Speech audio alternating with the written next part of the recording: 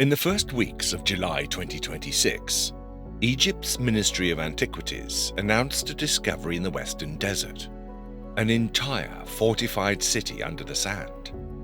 Not ruins, a city. Streets on a grid, public squares, a church, houses with the ovens still in the kitchens, and gold coins still in the ground. The headlines called it a lost city. And it is a remarkable one, but the most remarkable thing about this city isn't the announcement. It's that this exact discovery has been announced before.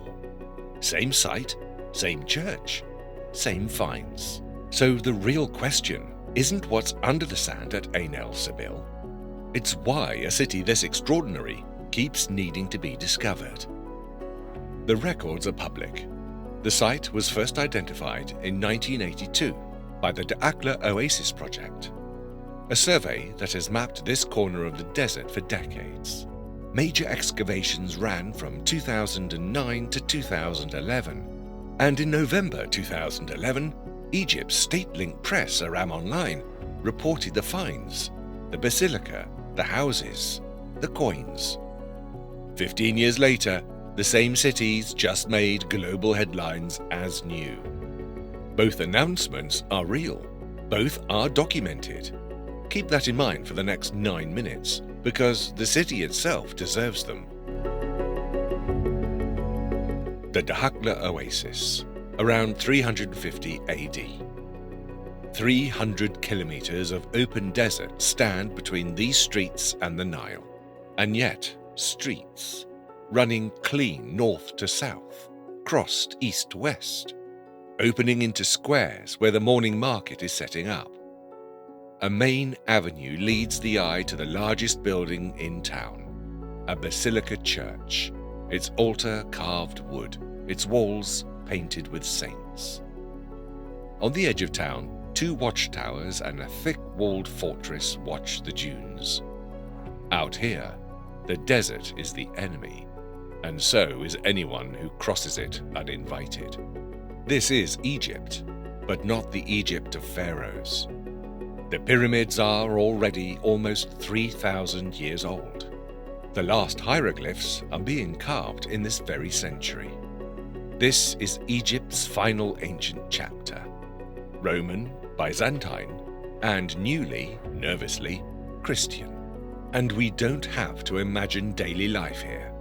We can read it, because the excavators recovered nearly 200 ostraca, pottery fragments the townspeople used as notepaper, written in Greek and Coptic, sales, purchases, letters, 1,600-year-old receipts, still legible from a town the world forgot existed.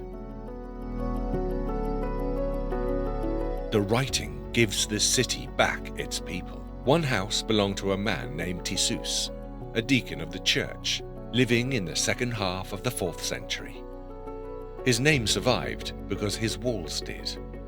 Another, older house belonged to a man named Tabibos, and his house holds the city's quietest, biggest secret. Before the basilica existed, this private home was the church, a house church, where the town's first Christians met behind a domestic door in the decades when that was still a dangerous thing to be. Then, within a generation, the basilica rises on the main street, public, painted, proud. In one small town, in 2 buildings, you can watch Christianity in Egypt go from hidden to established. That transition is one of the biggest stories in world history, and el-Sabil preserves it in mud brick. The ground gave up bronze coins, stamped with Byzantine emperors, perfume bottles, oil lamps, grinding stones still dusted with the memory of flour, and gold. Coins of the Emperor Constantius II, ruler from 337 to 361 AD, son of Constantine the Great. Somebody buried that gold. Nobody came back for it. Whatever emptied this city, it emptied fast. The leading suspect out here has always been the water itself. the oasis wells that desert towns live and die by. The town simply stops. The sand starts. 16 centuries pass. Now, about those two announcements. November 2011. Aram Online reports the excavation of a 4th century settlement at el-Sabil. A large basilica church with a carved wooden altar, icons of Jesus and the Virgin Mary, houses, streets, coins, writings. July 2026. The ministry announces the discovery of a 4th century city at el-Sabil, a basilica church, houses, streets, coins, writings. 15 years apart, word for word, nearly the same city. Independent researchers flagged the overlap within days of this month's headlines. The dig history isn't hidden. Identified 1982, excavated 2009 to 2011. Work resumed in 2019 and continuing since. This month's announcement covers real new work. The watchtowers and fortress identifications are recent, and the site has clearly been expanded and tidied. New details? Yes. New discovery? The record says otherwise. And Egypt has done this before. In 2021, the world's media erupted over the lost Golden City near Luxor, hailed as the biggest find since Tutankhamun's tomb. Parts of that site had been known to archaeology since the 1930s. Why re-announce? The Associated Press reported the quiet part this time. The government hopes the discovery will boost Egypt's vital tourism sector.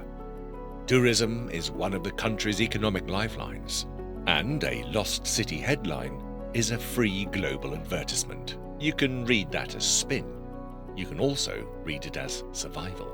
A country with more archaeology than any place on Earth, using the only currency that reliably converts stones into visitors.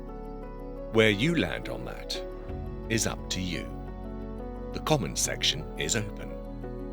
But it does something strange to history, because when the announcement becomes the discovery, the people who actually found it, the 1982 surveyors, the 2009 excavators, quietly vanish from the story. A city gets found, its finders get lost. So, why does a city this extraordinary keep needing to be discovered? Because lost was never about the sand. The desert didn't lose el-Sabil. The desert is the only reason it survived. Sealed, dry, intact, down to the receipts. What was lost was the memory. Once, when the wells gave out and the last family walked toward the Nile. And once, when the modern world's attention moved on after 2011 and had to be won back. Cities don't disappear when the people leave.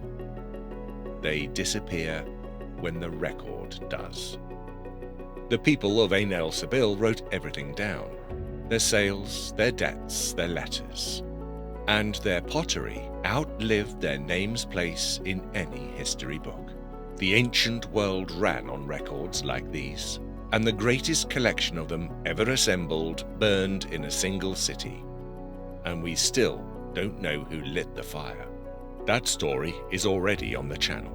1600 years from now, someone will dig up something of yours. Pray the label survives. If you want the buried side of Egypt, the erased names, the missing records, the discoveries that don't add up, subscribe. We dig where the headlines stop.